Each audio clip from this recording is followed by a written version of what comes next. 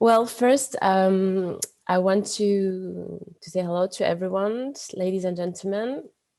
Welcome today, and I hope that in this difficult time that you're all safe and healthy. I hope that your loved ones are healthy and safe too. And first of all, I want to thank Geistlich Headquarter and Geistlich Pharma France for the lovely invitation to speak today to you. We're going to talk today about peri-implantitis.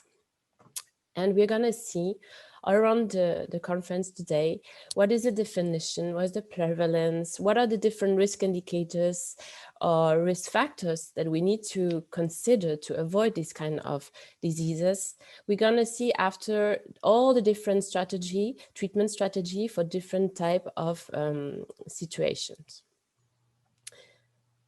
So I'm sure that you all know this kind of situation that we can see here on the screen. We all have seen this kind of situation in our clinic, and this is something really not easy to handle actually, because most of the time the patient don't have any pain, don't see really that there is a problem, and if there is a problem then he has pain, and actually the disease is really move forward. So first of all, I want to talk about the definition and the prevalence of these periodontal diseases, peri-implant diseases.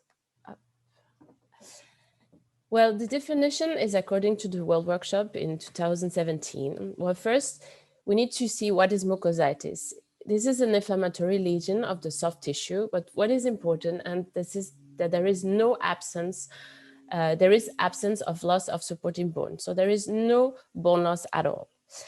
The prevalence is between 19 and 65%. The range actually is really high because the different articles use at that time different type of definition of the disease.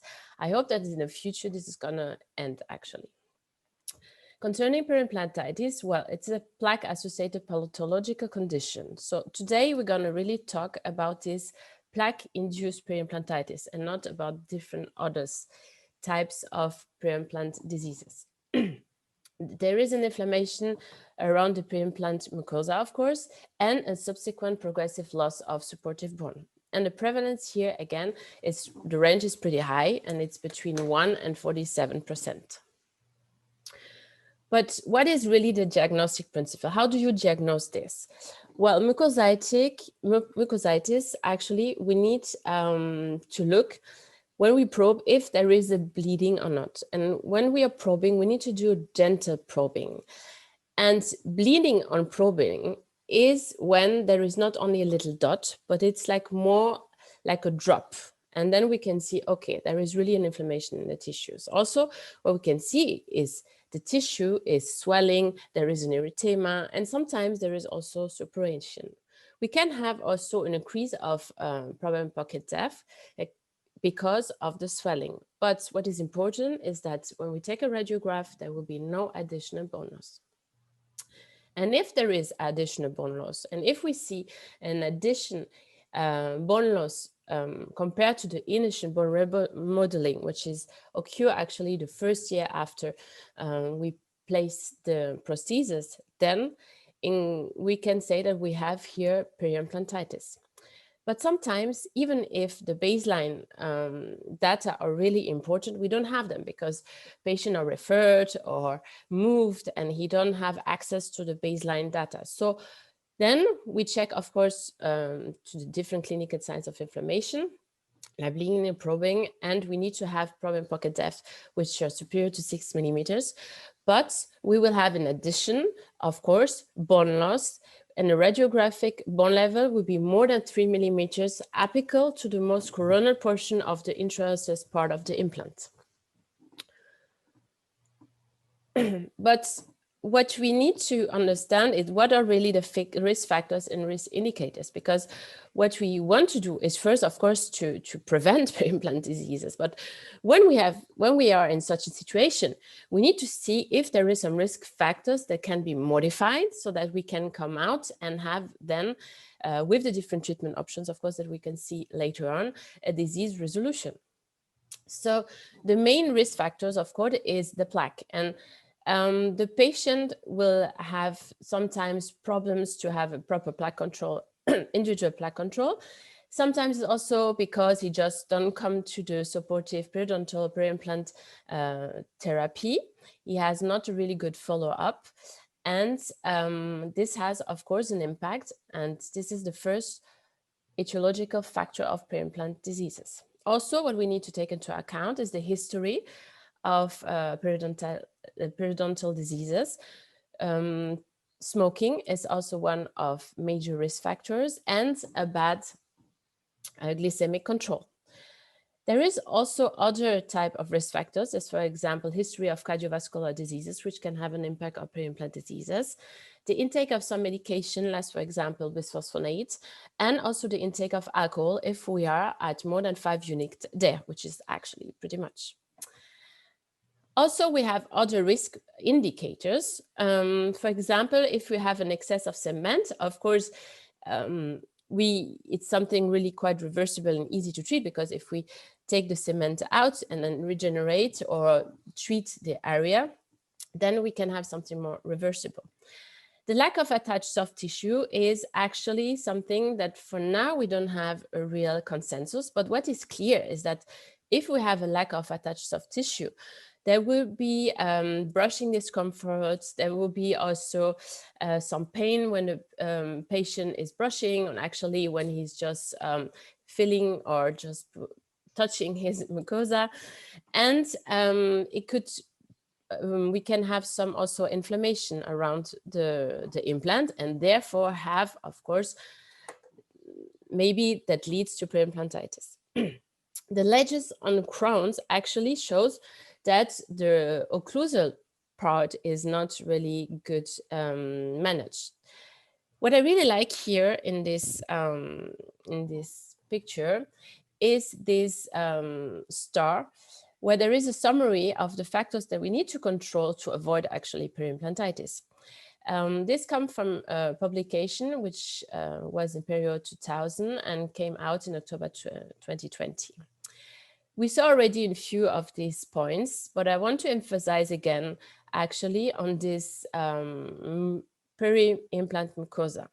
Like I said, there is not a real consensus, but what we know is that if we have thick tissue phenotype more than 2 millimeters, and if we have a wide band of keratinized mucosa for more than 2 millimeters, then we will have less problems, and the bone underneath will be more protected. This is actually what Professor Buser and Professor Urban just talked about a few minutes ago. Also, what is important is when the prosthesis is done, we need to have something really anatomically. We need to have a prosthesis that, if possible, be screw retain restoration, have a natural emergence profile. That means that it's pretty convex, but the emergence angle should be less than 30 degrees in a way that a patient can properly have plaque control, can properly brush and use interdental brushes to maintain his peri-implant health. Here, what is interesting is that all these different risk factors, I mean, the 8 more important risk factors are here shown in this octagon. And this is a tool to the implant disease risk assessment, which was done by Heitzman Field and Professor Lang, is a tool to prevent actually peri-implant diseases. And we can have actually a kind of prognostic. We can see if the patient is a high risk of peri-implant disease, of moderate or low risk. And this is interesting to have it all around and to check it after every single supportive peri-implant therapy appointments. But how do we manage actually the patients that have peri-implantitis? Well, based on all the different consensus reports and the recommendations, I went through and proposed a 6-step program. What we need to know is there will be soon a new consensus report from the IAO, which will take place mid of February, and the recommendation will come out, will be published in June. So at the end of the year, maybe we will have some new evidence of new topic. But for now, we can say that we can go for a strategy of 6 steps. First, we do the diagnostic, like we saw before. We check which are the risk factors and risk indicators, and then we start always with non-surgical therapy. This is really important because we need to decrease the inflammatory situation. We need to have at least a beginning of a wound healing of the soft tissue. Specifically, if we need to go afterwards for surgical treatment, then we can handle more easily the soft tissue. So what I use for non-surgical therapy, actually, like we can see here in this animation, I like to use abrasion system with the powder that goes laterally directly on the implant surface, and apically you will have the saline or the water coming out to have a really proper rinsing. It is important that the powder goes more laterally to avoid or to limit actually the problem of emphysema that we can have with such kind of devices. We go, of course, between in these peri-implant sulcus. We go all around the implants as best as possible. And then at the end, we need to rinse properly to take all these little particles away. What we want to see at the end and in the weeks after the non-surgical therapy is that we have actually a soft tissue healing. Sometimes, as we can see here in the animation, we can have a peri-implant mucosa recession, but this is actually not an immediate problem. We can handle this later on. But what is important also is that we have diminishing of the periodontal peri-implant pocket. Most of the time, non-surgical therapy is actually not enough. We say mostly around 75% need to go through surgical therapy afterwards. We have different kind of options for surgical therapy, but we need to know that surgical therapy and surgical treatment around peri-implants is really effective, and that we have actually, if we do it properly, we have really good long-term results with it. But we need to take into account when we do this surgery, there are some rules, like always. First, when we do the surgical access, I mean, here we put on the systemic antibiotics. First, we need to remove the granulation tissue properly. We use for that curettes. I personally use titanium curettes for that. And then we need to have mechanical and chemical decontamination of the environment and most specifically of the implant surface. We will see this in the next slide. Then we can go for regenerative or resective surgery. And of course, the patient needs to go through supportive and maintenance care. Concerning this mechanical and chemical decontamination of the implant surface, we propose a unique protocol for all the different implant surfaces, because mostly there are a huge way of decontamination methods, but sometimes you need to really adapt it to different type of implant surface, and it's not really easy to remember all that. So easily, after you of course remove the granulation tissue, you go either with air powder abrasive or titanium brushes or air brushes or erbium like laser. Well, the titanium brushes or air brushes not always easy to handle if we don't have really the proper access due to the crown of the crown on the implant, and if we cannot actually remove it. What we do after this mechanical treatment is we use cotton pellets soaked either with chlorhexidine or 0.20% or peroxide 5%, and then we need to rinse it properly with saline. But we know also that cotton pellets soaked with only saline is actually enough for the, like we say, chemical part of the decontamination. And at the end, we need, of course, to rinse properly. This is a system, electrolytic clinic, which is maybe the system of the future. It's not yet recommended, or we don't have yet a consensus, but it's actually really interesting in a way. The implant here is used actually as a cathode, and then you have a cleaning solutions. The only problem is that we need to be able to take away all the prosthesis parts to put these devices on the implant directly. And once it is done, Long story short, at the end, all the different bacteria and debris are actually pulled with the hydrogen, and they are just like bubbling out, as we can see it here on the video. And at the end, we have a surface that is actually really clean, and as clean, apparently as clean as the surface of the implant when we first put it in place. So when we do the surgical therapy and we did the removal of the granulation tissue, we did all the decontamination. Well, then we are like, okay, what should we do? Do we go for regenerative reconstructive therapy? Do we go for resective therapy? Or actually, do I need to explant this implant? Well, the decision tree is actually really easy. Concerning the explantation, the consensus is that if you have less than 30% of the implant surface apically that is with bone contact, that you can explant the implant. Regarding regenerative, reconstructive therapy and resective therapy, where you look at actually the bony defect.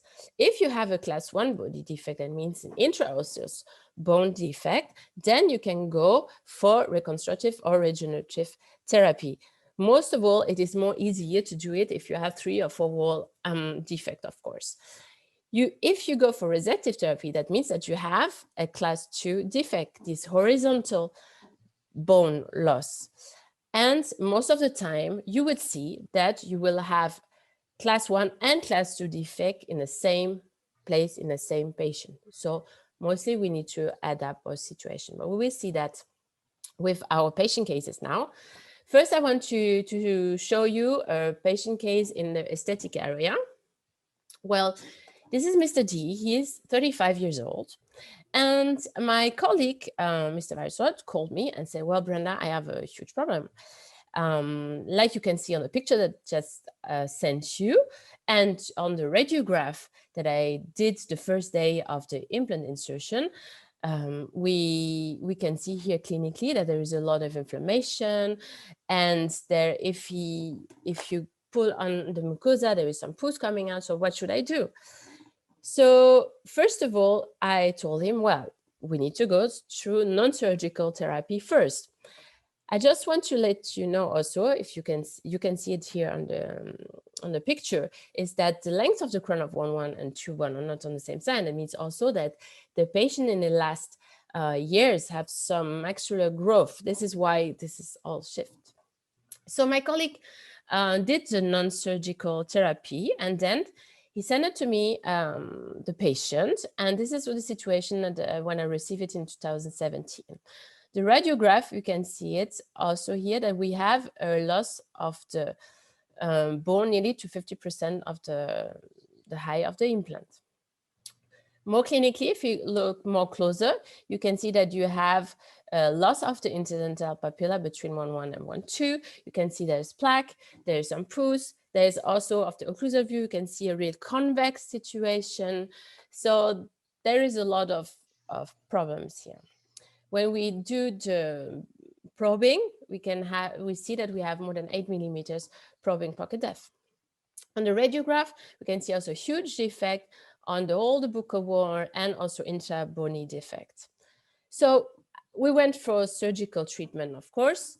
I opened the flap. It's I try to do in the aesthetic area flap without, if possible, vertical release initiation, and this is the flap that we are used to do in periodontoplastic surgery, actually. So I open the flap, I look at the situation, do the removal of the granulation tissue, go for decontamination mechanically, and then, of course, chemically, look at the situation, and then went for regenerative bone reconstruction with xenogenic bone substitutes, and then put on a membrane to protect this all, trimmed the membrane in a way that I preserve also the bone particles between 1-1 and 1-2, and then stabilize and close everything with horizontal sling suture.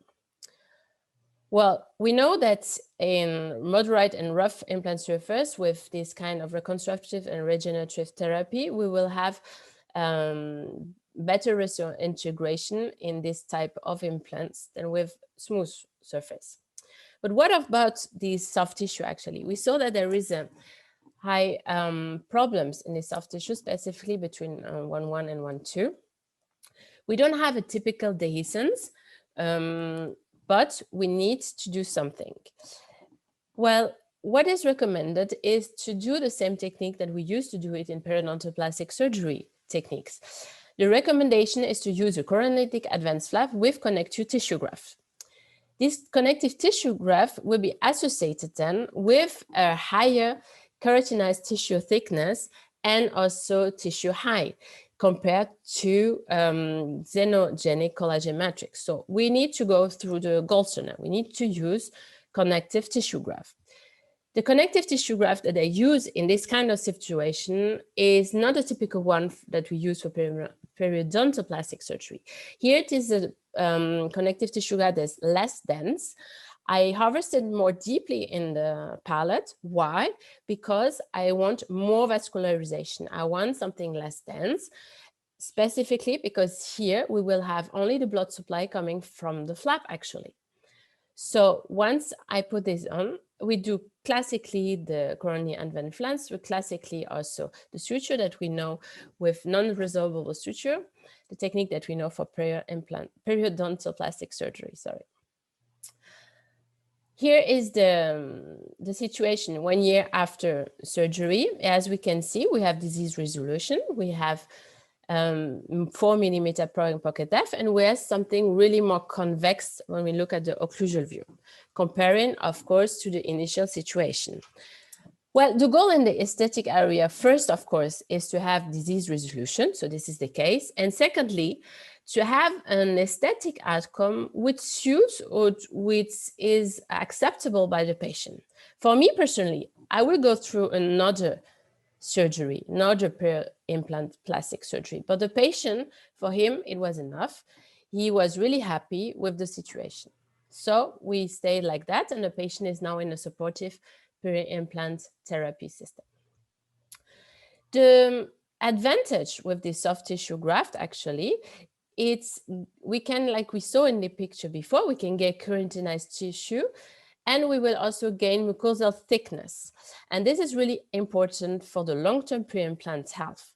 Most also, thanks to this kind of procedure, we have greater reduction in gingival and plaque indices, and this will also support and promote the peri-implant health on the long term. What about posterior area? Well, let's see first a really easy, classical case. This is a case of implant molar in a 3-7 area. In a patient, Mrs. B, which is 41 years old, she's a non-smoker, she has a bit of periodontal problems, but actually she was in a maintenance program. Well, even then, we can see that she has some issues. She has peri-implantitis. When we open the flap, we remove the granulation tissues, we observe the anatomy of the bone defect, and here's a pretty circumferential bony intra-bony defect, so really easy to treat. We go for regenerative and reconstructive therapy, and this is the radiograph 6 months after surgery. Second case in the posterior, Mr. G, he's 65 years old. Well, he is a classical periodontal patient. He has huge severe periodontitis. He was actually in a maintenance program, but when he moved to our region 5 years ago, since then, he didn't went to any colleagues and didn't do any maintenance. So once he saw my colleague, he was pretty shocked by the situation and sent it to me right directly. I need just to say that Mr. J don't have any other health issues actually, and he is non-smoker. The patient, as we can see here, has a reactivation of the periodontitis. The situation in the first quadrant for like around 1/6, we have a probing pocket depth with bleeding on prodding from 9 millimeter of the vestibular side and for more than 11 millimeter of the palatal side. And we have a lot of bone defects. After non-surgical therapy, we go for surgery. I open the flap. We can see here there is still cement and calculus on the implant surface. We go for decontamination mechanical and chemical. Look at the bony defect. We can see there is a horizontal, a slight horizontal, and also class 1 defect, intrabony defect. I go for regenerative reconstructive therapy with xenogenic bone substitutes and a membrane, all stabilized and closed. Well, the membrane, as we know for the different consensus, is not mandatory, but I like to put it because it's stabilized the bone substitutes and it prevents the collapse of the soft tissue actually in the bony defect. So this is the radiograph just after surgery, and this is 1 year later, so we have a disease resolution of the situation. Mr. F, he is 48 years old. Well, his implants, he has no general health issue, but he's a former smoker and sometimes he re-smoke again. So I cannot say actually really a former smoker, because between smoking tobacco and electronic cigarettes, he's actually in continuous contact with nicotine. So he didn't manage to do the smoking cessation properly. So 5 years after the implant placement, we have some issues. We have actually peri-implantitis around the first implants on position 3-6. What he said is that the patient was in a maintenance program, but between 2018 and 2020, he didn't come to the appointments because of some really bad personal problems. So we can say also that here between 2018 and 2020, the peri-implant disease just went on naturally with a lot, of course, of this general stress that the patient has. So after non-surgical therapy, I went for open flap, and the defect is more important on the lingual side. This is why I trimmed the membrane in such a way that I put it on the lingual side. I did also partially reconstructive therapy and closed everything classically. This is the situation 2018-2020. Like I said, between these 2 years, there was no, the patient didn't came to the maintenance program. And this is 2021, just 3 months post-op. This is a case which is really recent.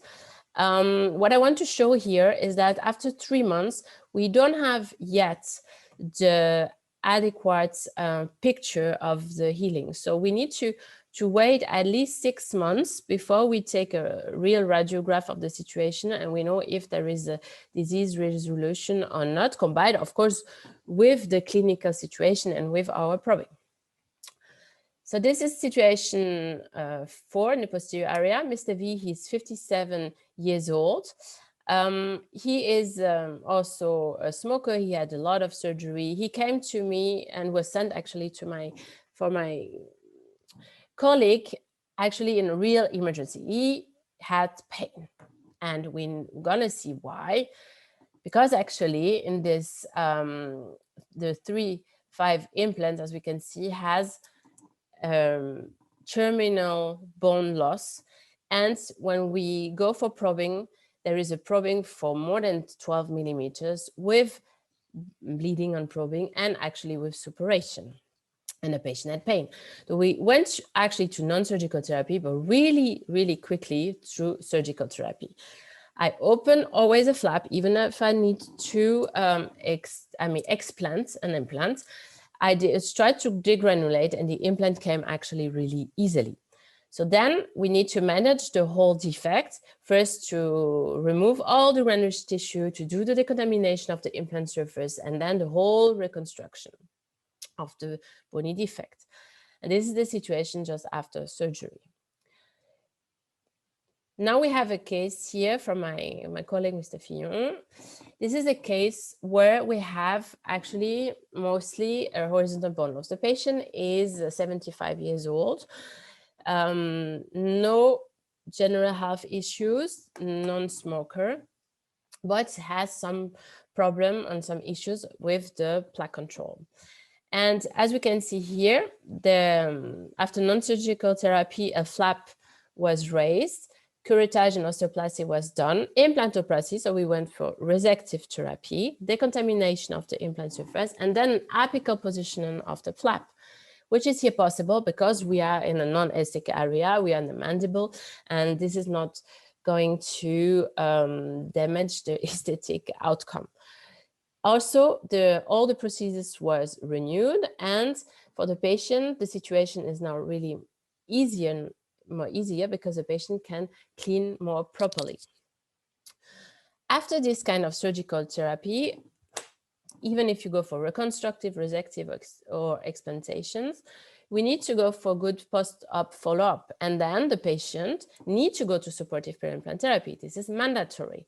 Why? Because regular maintenance leads us to a long-term stability and to predictable outcome. And it's really important that we do the supportive peri-implant therapy in such a way that is tailored to the individual needs through a proper diagnosis, every appointment, and also risk profiling. The supportive therapy need also to follow what we call the P4 medicine. It means that we need always to predict, to prevent the disease, to have something more personalized, and to participate. That means that the patient needs to be an active actor actually of his own health to prevent the complication, and in this way also to preserve the treatment success. So what I want to tell you at the end is that to have a proper strategy of these peri-implant diseases, first we need to avoid them, we need to prevent them, and this is go through planning, proper planning. The implants need to be placed in a prosthetic-driven manner or fascia-driven manner. After that, the surgery needs to be done also properly, following all the different rules in the state of the art. The prostheses also need to follow all the rules. And then we need to have a proper follow-up, monitoring, and a supportive therapy that follow actually the individual risk profile of the patient. We need to diagnose as early as possible if there is a mucositis or peri-implantitis, and then to treat them. If there is a mucositis, we need to identify the different risk factors and risk indicators and to manage the one who are modifiable, re-instruct and re-motivate the patient, make sure that he is really compliant at each appointment and show the different hygiene methods. And then if we have a peri-implantitis, we need, in addition to the non-surgical approach, in most of the cases, not always, but in most of the cases, we need to go through surgical approach. And for that, to do a proper implant surface decontamination. So in that, to finish my presentation, I want to say that at the end, we are all a real team. And this is actually the key to the success. The real team is not only the team in our clinic, it's the team that we have with our colleagues, also with for me, for example, as a periodontist, I need to be in a team with my prosthodontics, I need to be in a team with the orthodontist and with the other colleagues also. But mostly we need to be also in a real team with our patient. The patient is one of the crucial points to avoid actually this kind of peri-implant diseases and to make sure that we have long-term success. So with that, lastly, I want to say that first we need all, and the patient also, be perio-conscious and then peri-implant conscious. With that, I want to thank you all for your attention and invite you to my city in Montpellier in south of France, next to the Mediterranean Sea and Camargue. And just for your culture and knowledge, but I'm sure some of you know this, the medical faculty, actually, the medical university in Montpellier is one of the oldest one and just had his 800th anniversary this year. So thank you very much. And I'm all yours for the questions. Thank you very much, Dr. Martens, and good presentation. We have some questions. Maybe one of the most important thing is obviously the patient should be a team member, but also like when we treat the patient, let's say surgically, the surface decontamination, I think is one of the key. And could you talk about the powder you use? There was some questions about that, and what exactly your method. of surface decontamination? And what is your experience with different implant surfaces and different macro topography? And I mean, like, you had one of the implant that I know that it has a lot of micro grooves on the top. And in my experience, there's a lot of calculus in those when there's peri-implantitis. So how predictably can you remove the calculus? And what can you do with that? And so things like that. Okay, so what we do, we try to do our best, because we have different kinds of methods, and for sure the different implant surfaces are going to react differently. And when we have like micro roof surfaces, this is really hard to decontaminate, specifically in a little alcove. So what I try to use first, I mean, I like air abrasive components. So I use that, and I go, I like to go actually with either glycine or bicarbonate. The bicarbonate is actually more rough. It's decontaminates more easily the surface, but on the other hand, we have a lot of scratches and everything. And for the environment, it's not always really ideal if we are not sure to be able to be directly on the implant surface, and that we know that we have a lot of particles going on. So the glycine particles are more smooth, so this is less damageable for the area, the environment, but we are less predictable on the cleaning on the implant surface actually.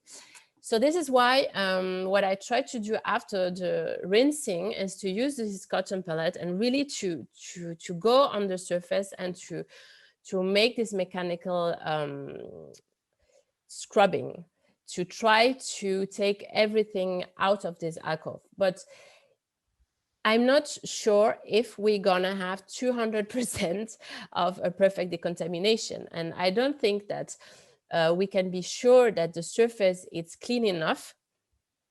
But what we try to do is to make it the more biocompatible as possible, and to make it the more clean as possible to make an osseointegration possible again, or reconstructive way. This is why I present also the electrolytic approach, which is something I think that in the future will have maybe will be more recommended, because what is that you put on, and yes, what is really hard is that the implants that would be the implants that have peri-implantitis and we were placed like more than 20-30 years ago, they are more like cemented prostheses on it, so it's not really easy always to take out the prostheses. So if I cannot screw out the prostheses, I cannot use actually this kind of devices, because we need to be directly in the implant to make sure that the implant is functioning as a cathode. So this is you can use also the laser approach. I'm not using it really often, but I know that it's also really well documented, and you can take the erbium light laser for that. But then you need to make sure that you use the proper wavelengths actually, and to adapt it to the situation, adapt if you have a TPS surface or if you have another kind of surface, it's not going to be the same microjoules and pulse that you're using actually.